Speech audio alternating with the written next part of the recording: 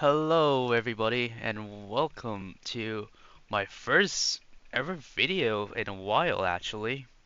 So today I'm going to rank the 2025 games I've played this year. Now, 2025 games are like, okay, compared to like 2024, it's like a bit weaker, but like 2025 is still like a banger year. I honestly didn't expect to like play that much 2025 games compared to 2024. But like 2025 definitely surprised me with so many like hidden bangers and stuff, which is why I'm going to do this yearly thing now. Probably not 2026 though. 2026 I'm probably just gonna play like 4 games unless there's gonna be like a hidden indie gem again, just like in like 2025.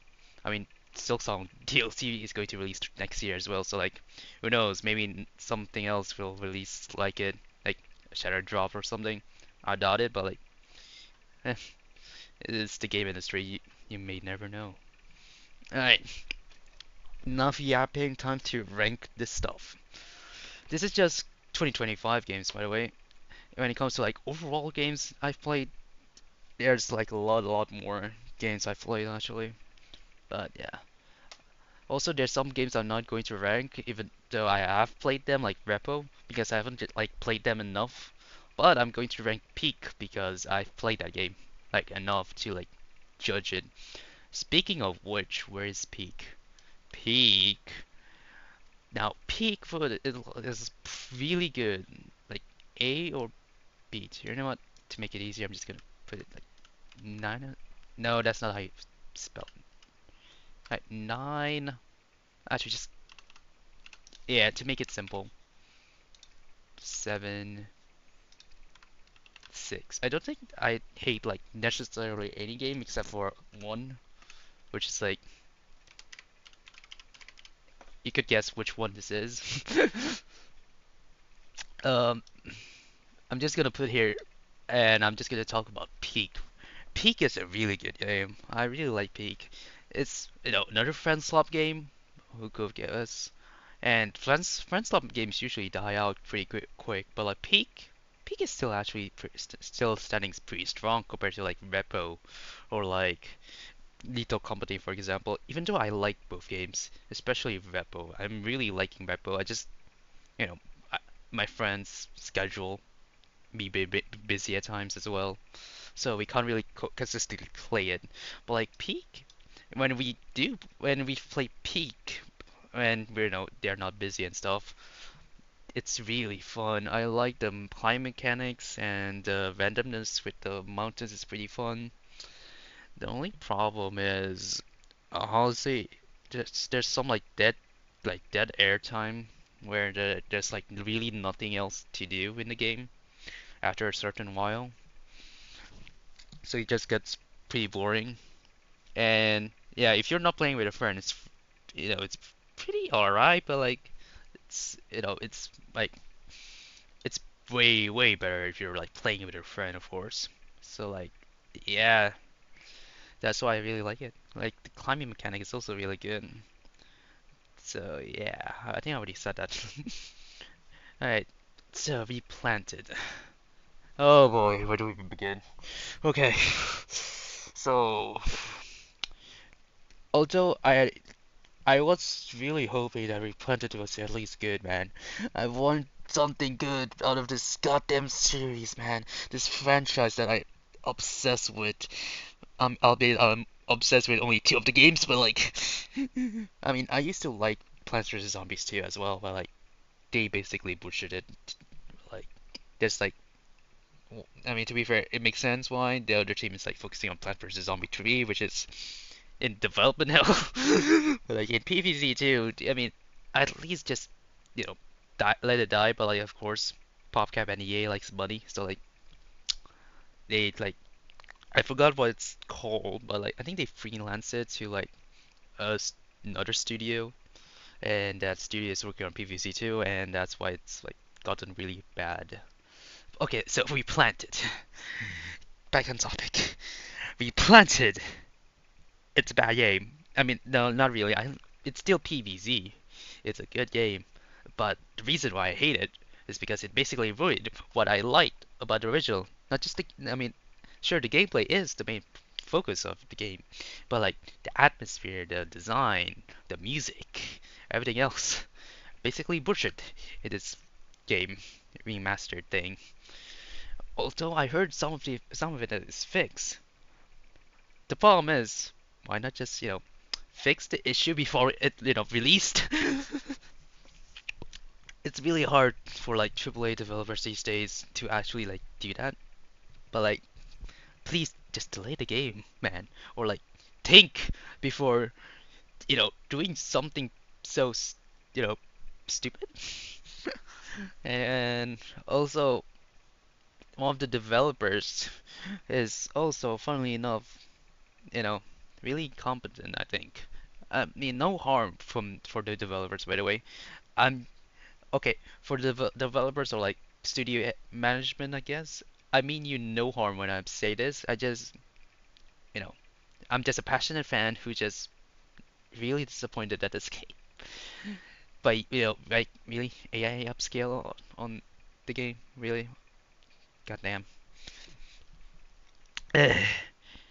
Oh, okay, so about that one developer, the developers, the funniest thing about the developer is like their favorite moment of the game is the hidden detail with Zomboss and the music, which, if you don't know, plays throughout the entire goddamn boss fight. And not a hidden detail. I love competent developers and their knowledge for pre-existing franchises. Hell yeah. Anyways, let me check. I haven't played this. I don't think I'm interested in like. Oh, only what? Oh, only. I guess that's to be mastered. Currents in the coffee. Don't know. No. Ah, Chronos 7. Now, this was probably one of my disappointed games of the year because I expected like it to be like on par with Dead Space, and Dead Space is really really good. I really find Dead Space really fun, and I really like the character stories and the atmosphere. And the remake elevates it as well. And this is from Bloober Team, who did Silent Hill 2 remake, which I think they actually did really good, bar the atmosphere. And the atmosphere of the original is still like unbeatable for me. But like Chronos is really good, I like the gameplay. Or doing the like first half at least. The second half of Chronos gets really really repetitive and boring because it's just same enemy types and they just keep spamming it and it just gets more and more frustrated than actually enjoying the game.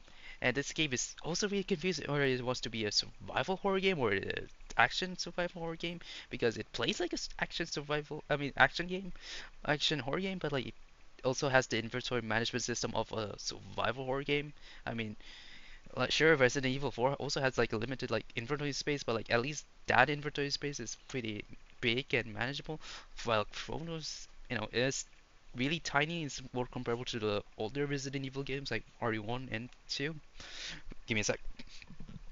Ugh. Ugh, okay. And I don't know, it just feels pretty confused on what it wants to be. I mean, the first half feels like a survival horror game, but second half feels like an action game, which doesn't match well for me. And the story is just I really don't care for like at all. Now, it does sound like I'm complaining a lot, but I actually do really enjoy the game as much as I, complain. The game is really good. I still think the atmosphere is really, really good. Bloober Team really nailed that part, and some of the gameplay, you know, aspects of it is really fun, like the charging mechanic of weapons. I found that to be really fun, and the upgrade system is pretty fun as well. I mean, upgrade systems, so you can't really fuck that up unless you can. So yeah, that's Chronos. Um, let's see here. Deltarune. Okay, that's including 3 and 4, which is a 9 out of 10. And okay, so chapter 3 is an 8, and chapter 9 is a 10. I mean 9 out of 10. So the reason why Child Delta Rune Chapter 4 is 9. I mean, let me start with 3. 3 is really good. I really love 3. The jokes land hard. The gameplay is probably the best in the goddamn chapter so far, like the chapter from Deltarunes. And also Undertale. So I mean, Deltarune gameplay wise is just better wise from Undertale, and yeah, the gameplay s- jokes. The only thing that doesn't really hit that much is the story because it's quite short, but when it's like, but the story being told is still pretty good, like really, really damn good. I really love Tenna as well. Tenna is like such a fun and charismatic villain that you like you hate at first, but like you start to love and especially sympathize when you understand what he's like attention hours. And Susie and well, Susie especially. Oh, Susie just has like one of the most amazing character arcs out there. I love her. And speaking of Susie, chapter 4. Oh my god, that is such an amazing chapter. Probably almost on par with Undertale. Honestly, because of chapter 4, I say Deltarune has the potential to surpass Undertale for me. Because chapter 4 has so many like moments, like big moments that just leaves you speechless and thinking and theorizing that it's just wow. It's just insane. And the gameplay is still pretty fun, not as good as 3 of course, because I mean 3 has like multiple like gameplay, like 3 chapter 3 has a rhythm section, so like of course it's gonna be good. I love rhythm. I like rhythm games. Chapter 4, but like chapter 4 like story wise is also really good. And the entire like atmosphere also changes because the dark world changes as well because all that stuff. I don't want to go to spoiler territories, but like holy shoot. And the mystery between like the prophecy and stuff, it's just chef's kiss.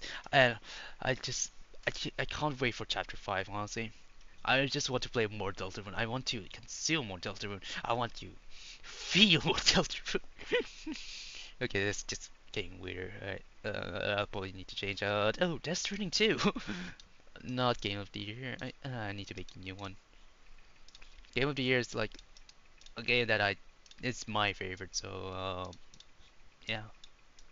But this one is a 10 out of 10. Kojima's magnum opus for me.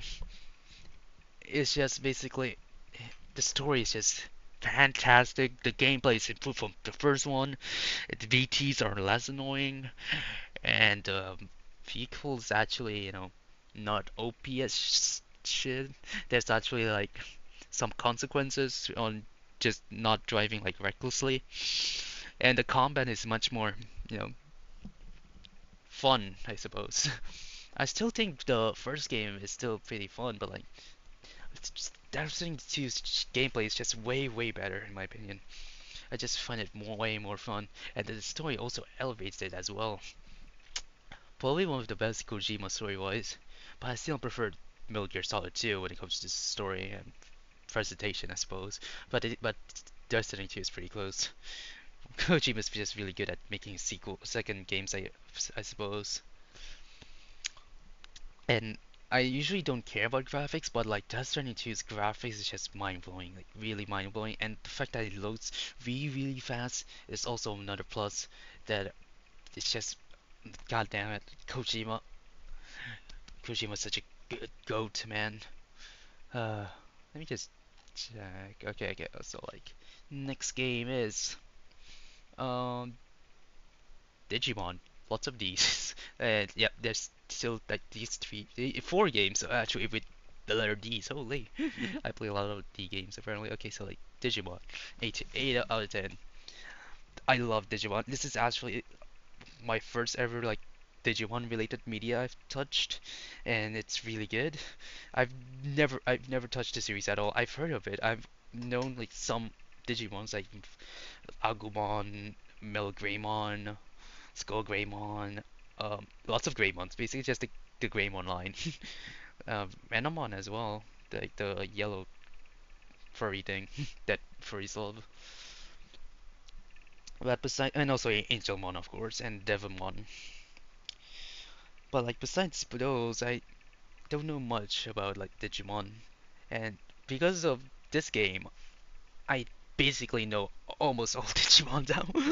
I basically researched this, and honestly, I'm glad because some of the Digimons look so cool.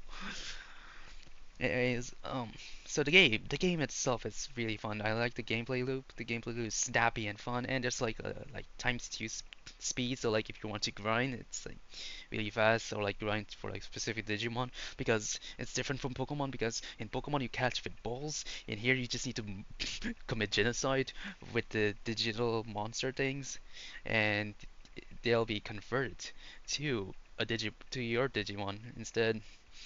So yeah. And also I had to like learn how to like what's DG evolving and D-Digi evolving, how it works because it's quite different from Pokemon because there's like stat requirements and then there's like stat like moves like stat bonuses you can get from like Digi evolving, which is basically it's more like complex Pokemon.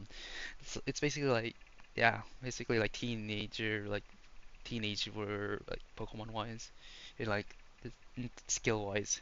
So that's why it's not really good when it comes to like casual Pokemon fans. I feel like it's only good if you're like really into like Pokemon, I say, because I feel like casual Pokemon fans will be very overwhelmed when it comes to this game, which is fair because there's always like a lot of mechanics in this game, and I don't think they can like handle all that because the reason why people usually love Pokemon is because of the simplicity and also also the Pokemon themselves. But like it's also the simplicity of Pokemon, so that's why they usually just buy Pokemon games or like stick to Pokemon than like other JRPGs, which is fine.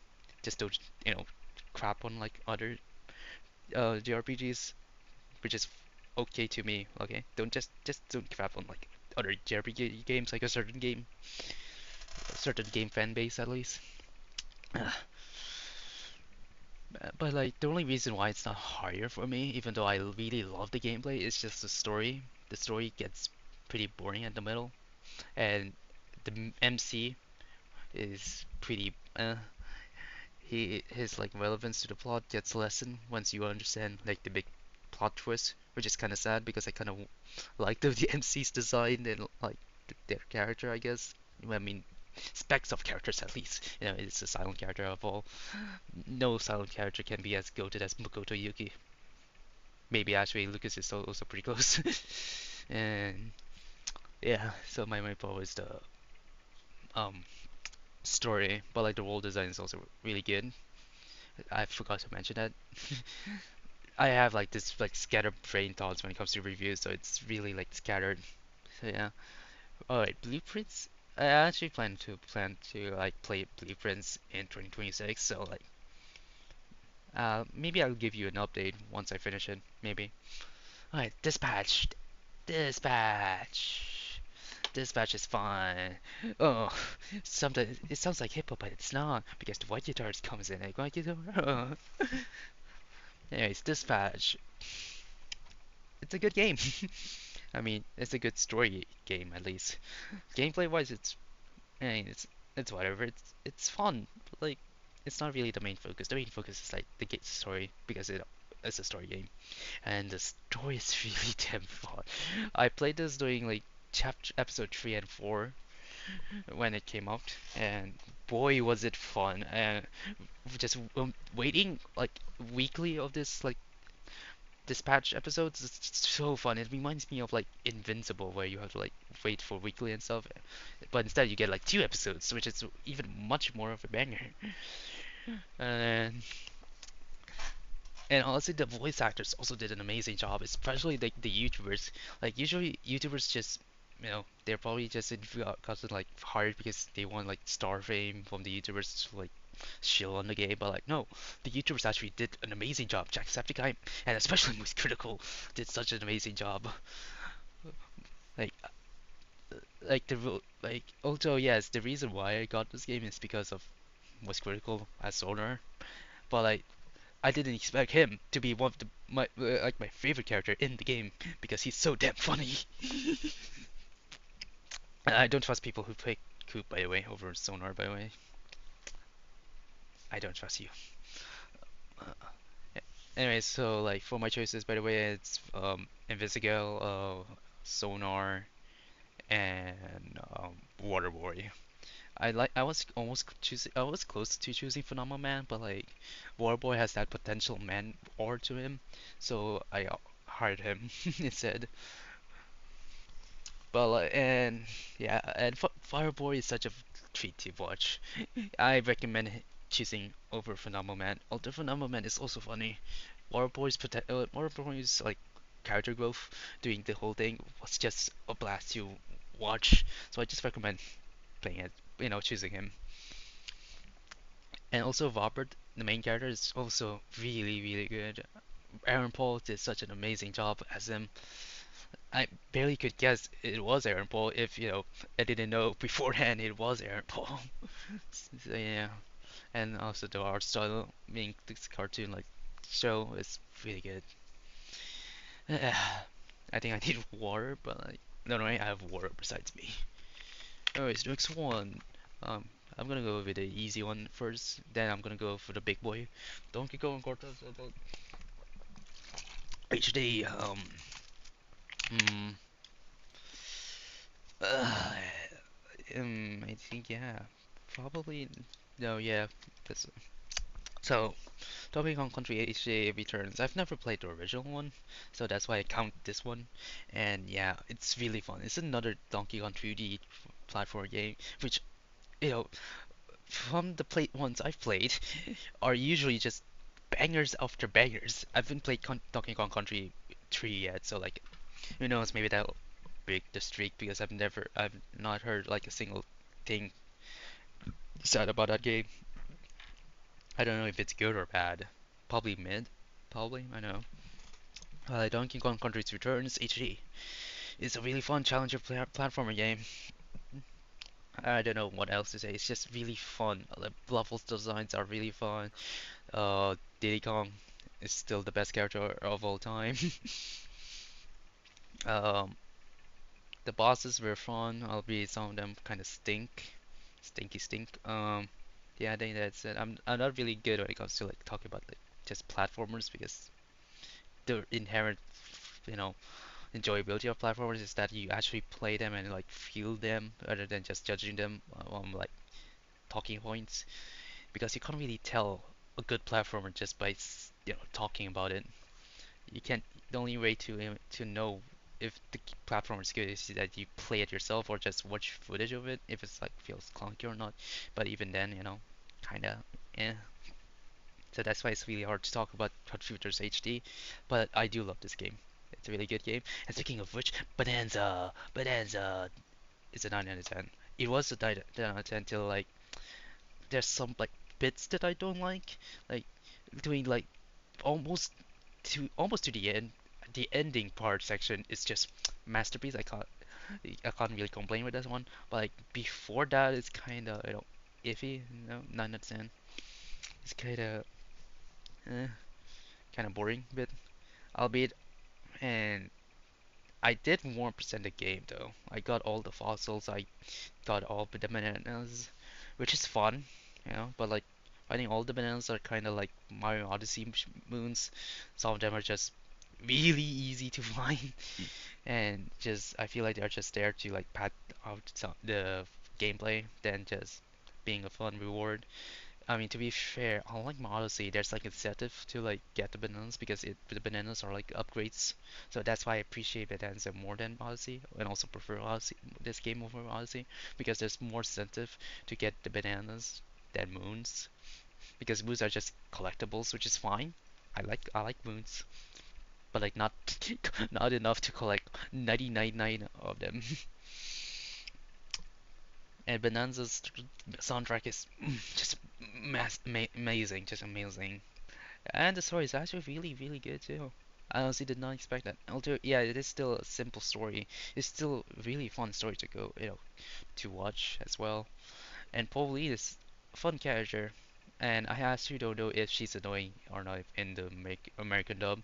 Apparently, my friend hates her in the American dub. I don't know about that because I play the Japanese dub because I'm practicing Japanese right now. So, like, yeah. The last of the D games. Dude, the Dark Ages. And this is probably another disappointment game for me. Because I love Eternal and actually no, I don't like 2016. I actually prefer this one over 2016. But like compared to the Eternal, yeah, yeah. I mean, yeah, it's of course it's trying to, a different thing, which is, you know, I'm glad, but like it's not up to my taste. So like that's why I don't really rate it high. The game gunplay is still pretty fun, I guess. But like some section, like the open world-ish kind of section, feels very draggy and boring. The enemies are still pretty fun, I guess. The shield mechanic is really, really fun. But like, yeah, the story is, I mean, it's a good game. Do you really care about the story? Albeit this game takes more importance to the story, which kind of drags it a bit because, again, the story's not that good. It's just Doomguy strong. Doomguy beats Demon. The end. And that's honestly the only thing you need from a Doom game, honestly. Just don't make it like that is like the primary focus of the game, which the game is trying to do. Also, 100% the game as well. Kind of proud of it, that one. Albeit one of the achievements is bugged. Oh, so yeah, yeah, I almost forgot to mention the mech section. Snooze fest. And I also almost forgot it too. That's how forgettable it is. Now, Clay Obscure Expedition Trois Trois. It's a good game. Now, is it a masterpiece? A master? Nope, but it's still a good game. I just don't like the fans. The fans are annoying. That's why I said that. But like, no hate to the developers though. The haters of this game is also really, really annoying. But like, turn-based games are fun, man. Parry system of the games, I don't like it being the standard, but like, Expedition 33 still does it pretty well, and the story is still pretty good.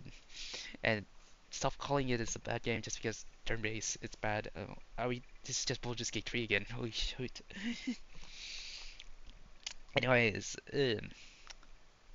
um, I do have problems with this game, like actual problems. Like Act 3 is really short. I mean, sure, it's because like older Final Fantasy games is also pretty short, like the third act wise. But like at least they have they tell their story like pacingly wise, pretty good, like consistently, and they wrap up the story pretty neatly. I feel like Act 3 of Expedition Trilogy rushes things rather than taking its time. Like sure, Act 3 of Final Fantasy 7 is pretty fast, but like Act 2 of Final Fantasy 7 still takes the time to like explain the whole thing. While Act 2 of the Expedition 33 does explain some things, but Expedition 33's Act 3 explains just explains everything in one go, which is really really hard, really really like weird. It's basically like there's a certain section of metaphor, the 9/11 thing, the date I think, where they just revealed every like major twist, which is also a problem with that game as well. But like that's only like a certain section, then a whole act of the game. And Metaphors is like a big game, while Expedition 33 is a pretty short game RPG wise. So it feels much more, it still feels like rushing when it comes to that. While Semaphore, it doesn't feel rushed because you still have like tons of hours left within the game, so it doesn't feel that but bad. And also, I do feel like the party members, like other than Verso and Mael, get shafted because they feel less important as a character once you know about the reveal, which sucks because I kind of like Lune. And Shield is also pretty good. I like her. Monaco, I really like this guy, Monaco, especially his team. His team is such a banger. One thing I really, really do love about the Expedition 3 is the soundtrack. The soundtrack is really goated. I can't deny that it's one of the best, albeit I still prefer Deltarunes, but if I had to pick a non-Deltarune one, it's probably, yeah, it's Expedition 33. Like, no competition. Yeah, but like, yeah, It's still a good game though. I like the gameplay. I like the story of it. Well, before Act 3, I mean Act 2 still has some moments that kind of feels draggy, but like yeah, but like as an overall package, Expedition 3 is still a pretty amazing game and deserves Game of the Year, honestly. Even though I kind of don't like the fact that it sweep the entire show. I don't mind if it wants Game of the Year. I don't like the fact that it sweep. That's all. Hades 2. It's almost a 10 out of 10. Honestly, it's just the story. The story's I'm still kind of mixed on it. I mean, the ending was. I played the game when the ending was changed, and yeah, it's pretty good. And when I see the original ending, yeah, it's pretty bad. It was really bad. Well, like the current ending is pretty decent, but like the story as a package as a whole is still kind of middling compared to like the first game, which I feel like the story is much more complete and compact because Hades 2 is much more bigger in scope. That's why it's like really hard to like make a good story of it because Hades was already like it feels like already a complete game because Supergiant games never usually make sequel games. This is their first sequel game. Albeit it's a really good sequel. Yeah, I can't deny that because the gameplay, it's probably one of the best gameplays out there. It's so fun, addictive, and and it has Odysseus, my man.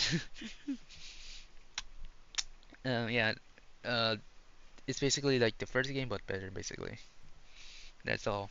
I can't really say that much. Um, yeah, and also the other boons they added was pretty fun as well. I got nothing else. It's just like the story of it. It's just, uh, why is a glitch card here? Wait, did it get released? Eh, focus them. Oh, that's just, I'm going to save that for last. Let's see here. Let's start with the bottom. ZA. My biggest hot take. I like the game. Wow. Yes, I do agree. It has problems. Graphics looks kind of bad, sure.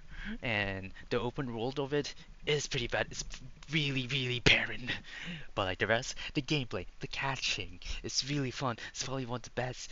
No, it's probably the best catching and fighting of the Pokemon games because it feels so good and natural and stuff. And also the battling system is really good because it's like actually I said I forgot the name action turn based, no, it's not action, like real time, yeah, real time turn based, and it makes and the strategy use is like really good, and the game can be challenging when if you do like the challenges, like the cafe challenges, which is really rare for Pokemon these days. And the boss fights, ooh, the boss fights is really fun too, like the mega, like giant mega evolution thing. Ooh, I mean, it's sure it's still pretty easy, but like it's still pretty fun. I do recommend doing a no heal challenge though, before like the final boss because the final boss, you know, it does is a pretty long fight, so like you have no choice but to use recovery items because I didn't know you can use recovery items till like late game, so it's just been like just doing no heal Pokemons, and which is really fun too. I find it really fun doing that kind of like challenge before I found out that you can heal, which kind of ruins the challenge for the game. But like it's still pretty fun. It's it's and the characters too. The characters are really fun, and it's probably one of the best casts in Pokemon. I still haven't played Black and White, so I can't really say. I mean, finished them. I'm playing them, but like have not finished them. So yeah. Damn, this video is probably going to be really long. My bad. I should probably finish this quick. But yeah, I have a lot of thoughts basically. Let's see. Mario Kart World. Yeah. Look, Mario Kart World, $80. Boo. But it's still a pretty fun game. Albeit the the I forgot the intermission. Yeah, intermission section blows, and the open world section has potential, but they kind of fumbled it. But like as a Mario Kart game, if you ignore those two things, it's probably one of the best Mario Kart games because the movement is so really fine, fun. The character selection is also funny as fuck. Like really, the cow. I mean, sure, the cow is funny, but like I prefer the dolphin. Honestly, the dolphin is much more weird. Or the snowman. The snowman is also really funny. But yeah, honestly, other than the intermissions, the um the open world and online, I guess I barely played that though. And also, it being $80, it's a really good game. So yeah. Let's see. Oh, Inazuma 11. Ah, okay. Barely anyone has talked about this game except me and my friend because this game is basically just the Spanish community's game, which is fair, and also Japanese as well. It's a really popular game when it comes to the Spanish and Japanese community, which is really understandable because this game is really fun. Sure, I mean, I'm mainly going to talk about like the main story because I'm much more familiar with the story mode than the other modes, so that's why I'm going to like primarily talk about it. The story mode is pretty boring at the first half. Story-wise, it's pretty good, but like it's just rock paper scissors. I mean, sure, there's some fun with rock paper scissors, but like when you already know the opponent's move is gonna be like that ruins the fun of rock paper scissors. So like, eh. But once it gets to the football section, though, that's where shit really hits the fan. It starts to be actually good. And yeah, it's really good. And the story especially. Oof, I did not think I could be this hype over soccer. I mean, sure I can, but like not this much. And the gameplay of the soccer itself is really good too. The Hisatsus, the stand abilities, the tactics, it's really all fun. And the AI is actually pretty challenging too. So like it's not a like easy peasy game. You actually have to think, which is really good for me. I like some challenges, even though I'm a Persona fan. My only complaint is dog paper scissor things, and also some of the characters do get shafted, like Theory. I think that's the name. Yeah, Theory. That's how bad it is. I kind of forgot the names. So yeah. Also, Destin is also one of the best characters here. Probably one of the best MCs too. I love Destin. Okay, let's see. I'm also planning on playing 100 line. It's just a really long game. And also Kingdom Come 2. It's probably the only game of the year nomination games I've not played. I also want to play Uma Musume, but like it's a gacha game, so it's really hard to get into. Upin and 8-bit. Anyways, unbeatable. Yeah. Well, I mean, that's the reason why I put this higher than expected. I mean, sure, it's a short game, but like those short moments of game is so fun. I just really love rhythm games. Rhythm games are just my comfort games, my comfort genre, and it being like a really simple game where you just use two buttons is really appreciated because some rhythm games requires you like to use like five buttons. I'm looking at you, also Mania. I mean sure there's like 4K, but like the songs that I do want to play are usually 5K or 6K. But like it having two buttons only is also really like pretty simple for me, and I honestly just prefer just to vibe while listening rather than use all my index fingers and like focus on both. And that's why I prefer that's why rhythm games are my comfort. I just prefer to listen to music while also playing the game, but also not being stressed about the game as well. Okay, rhythm game side, I do love the story. The story is amazing. Rhyme, rhyme and beat, especially. Oh, those two characters are amazing. And beat. I mean, I think beat was like not that interesting during the like beginning parts, but like, that final section with rhyme as well. It's just, it got me feeling something. It got me feeling something, which is an amazing thing to do from a video game. That's all I have to say. Play the game, I beg of you.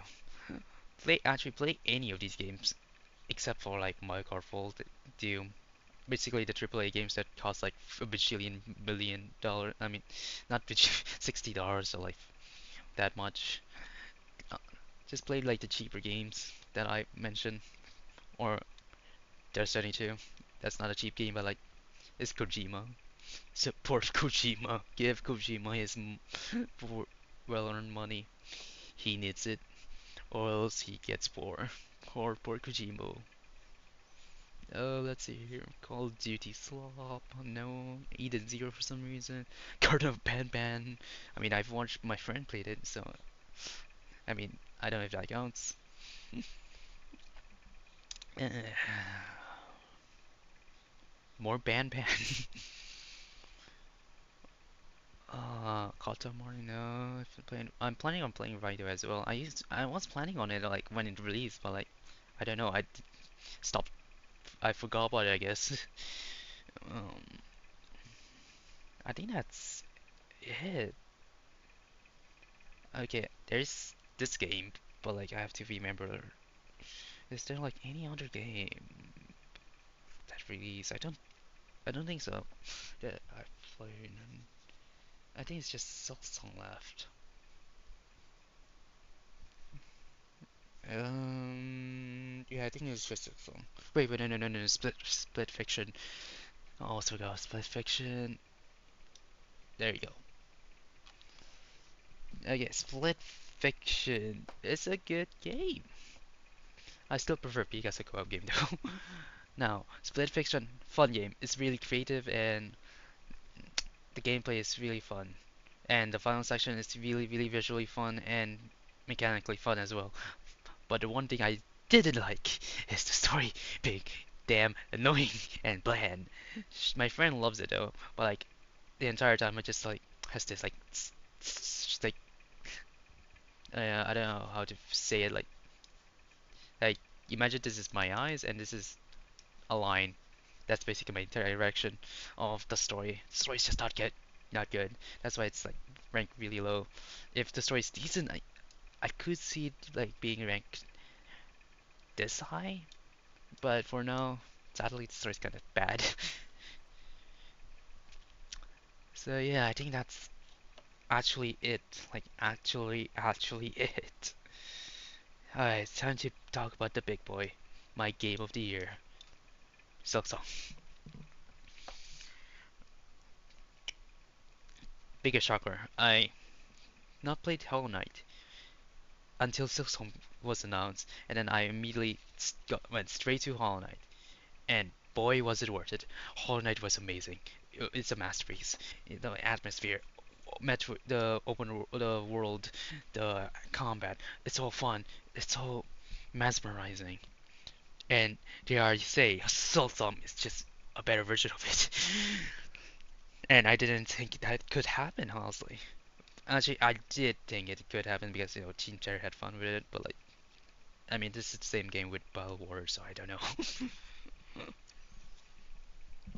But I mean, Battle War is not even the worst one. It's Petrified Ducks. The only thing that I prefer from Hollow Knight, not really the only thing, a couple of things. The lore and story of Hollow Knight I prefer. I mean, story. I mean, still Hollow Knight's story is kind of but like, I mean, the story in like the Pale King and the whole. I think that counts as lore. Yeah, it counts as lore.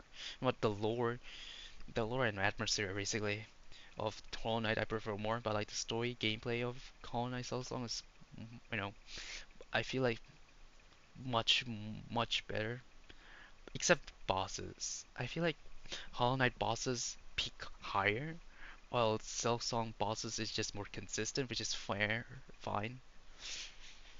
And also, I feel like Hollow Knight, some of the Hollow Knight's like areas are like more consistent than Silksong because Silksong has putrefied ducks again. But that still doesn't diss the fact that Hollow Knight also is a special game. It's like one of a kind game. It's a game where you just keep finding new things over and over again. The new tool system is so fun, it's so creative, and mixing and matching like different tool types is so fun as well. The boss is amazing. The OC also amazing, but I still prefer Hollow Knights. Sorry. Um, but like if I had to say if I prefer Hollow Knight or Silksong, I honestly say they are equal to me. I can't really decide. Honestly, it's really hard. But it doesn't matter. Uncle Bed 9 Souls is better. I mean, combat wise, I mean, everything else wise, I've actually except for like Metroidvania wise. So yeah, that's that's basically my list. I hope you enjoy it. This is probably a long video. Oops, this is another tab. I was finding like 2025 video game lists, and I didn't see the ones that actually have like Inazuma 11 because again, only the Spanish community, Japanese people, and me know about this game, sadly. Still play the game, even though it's a really, really expensive game. Just getting on sale, in my opinion. Anyways, thanks for watching. I'm probably going to upload this right away because I am bad at editing. So yeah, I'm not going to edit this. And for thumbnail wise, uh, goodbye.